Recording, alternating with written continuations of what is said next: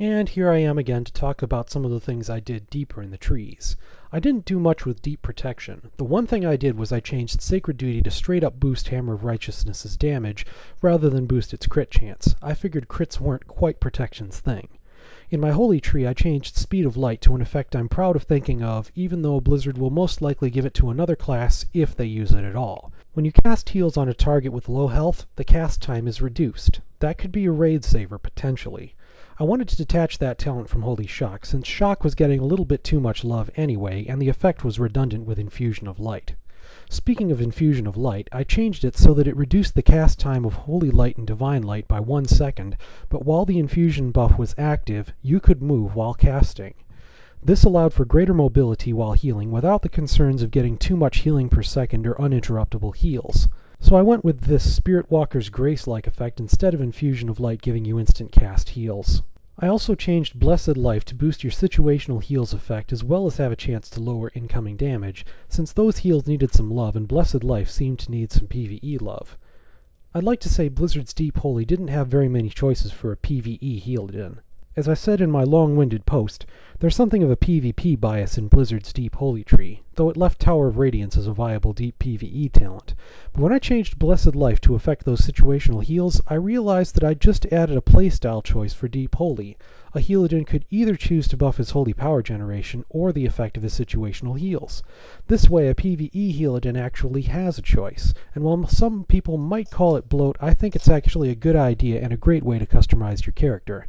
Anyhow, moving on, I changed Denounce so that casting Exorcism gives a Telluric Currents-like effect, and I added a Holy Bolt spell as a talent that gives the Paladin Holy Power when used, and it gives the Paladin mana if he casts it on a judged enemy. Getting mana by attacking a judged enemy seems like it was a Paladinish approach to a Telluric Currents-like talent. For those of you who don't know what Telluric Currents is, Blizzard has come up with a terrific idea for healing classes. In Cataclysm's healing environment, there will be times when you're not going to be healing, but rather than do nothing at those times, Blizzard has given priests and Restoration Shaman something to do while they're not healing. Cast damage spells and get mana back for casting those spells. Telluric Currents is the name of the talent that does this for Restoration Shaman. It restores mana whenever they cast Lightning Bolt. But Blizzard hasn't implemented anything similar for Holy Paladins or Restoration Druids, but I certainly hope they do, since giving healers something to do while not healing sounds like an excellent idea to me. Of course, in order to do that for Healadins, they'd have to give us a ranged damage option that didn't have a cooldown, since our ranged damage options consist of Judgment, Exorcism, and Holy Shock, the last of which is limited by a short range. Really, Paladins wouldn't have that much to do, so that's why I added Holy Bolt. I certainly hope Blizzard considers giving Paladins Holy Bolt. I really think it's about time we had a ranged direct damage spell with no cooldown, and since Retribution and Protection would hardly ever use it, it wouldn't break the class at this point to have that spell. I guess I already talked about this in my long-winded post, but I really would like to have Holy Bolt added to our repertoire. Anyhow, back to my Holy Tree. I changed Divine Favorite so that it consumes Holy Power, and its cooldown is lowered for each Holy Power consumed. I figured Holy needed a few more things to sink Holy Power into, but admittedly it still does even with the setup I have here. Then there's what I did with Retribution. I merged Communion into the deep Selfless Healer talent and expanded it to include other heals besides Word of Glory, since Selfless Healer was too narrow and Communion was cluttering up Tier 3 with 3 different 1-point talents. In Communion's place in Tier 3, I added a talent that converts Haste into spell power for a few abilities. As things stand right now, there are 3 ways Haste benefits Redditins. It causes the DOT effect of Seal of Vengeance, renamed Seal of Truth in Cataclysm, to tick more quickly. It increases the mana you regenerate from Judgments of the Wise, which is now a primary ability for Retribution and Protection, and of course it makes you swing faster. In retrospect, that might be enough benefit for Haste, but I didn't think so at the time I made this talent. I called this talent Arbitration, and it affects Seal of Righteousness for AoE damage, Hammer of Wrath since that spell needed some love, and some of your heals too. That seems like a balanced approach that makes Haste pretty attractive and more versatile, though I might be going overboard with the heal boosts in Retribution. Deep Red in my trees has some buffs that weren't there before. Inquiry of Faith seemed a bit too narrow since it only buffed Seal of Truth's damage over time effect, so I added that it boosts Judgment of Truth's damage by a bit more per stack of the damage over time effect, and it boosts the crit chance of Divine Storm and Seal of Righteousness for more AoE damage. Again, those abilities seem to need more love, especially in the crit department, and Inquiry seemed too narrow, so I threw those into Inquiry. Originally I'd had in mind to merge Act of Sacrifice into Guardian's Fervor, but I had a hard time finding something to replace it with in Deep Retribution, and it felt like that was making Guardian's Fervor too bloated. So instead I increased the effective Acts of Sacrifice slightly, and I added that it buffed Hand of Sacrifice as well, reducing the damage the target takes by another 10% and reducing the damage you take from it by 40%. That seemed like a pretty good buff for PvE, since an ability to lower the tank's damage seems pretty useful.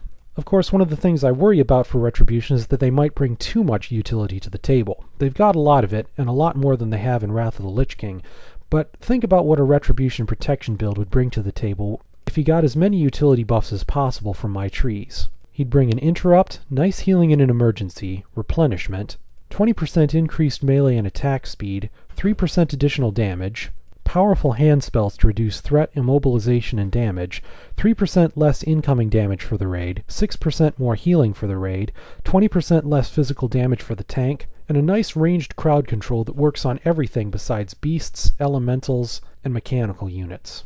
That's a lot of stuff, although the build that I'm showing here forgoes quite a few damage talents. I had to forego Arbitration, yeah, it's one of my talents and not a Blizzard talent, but still, Divine Purpose, Sanctified Wrath, and Seals of the Pure. That's a significant hit to your DPS, so maybe this isn't too much utility to bring to the table considering what you have to sacrifice to pull it off. One last thing worries me.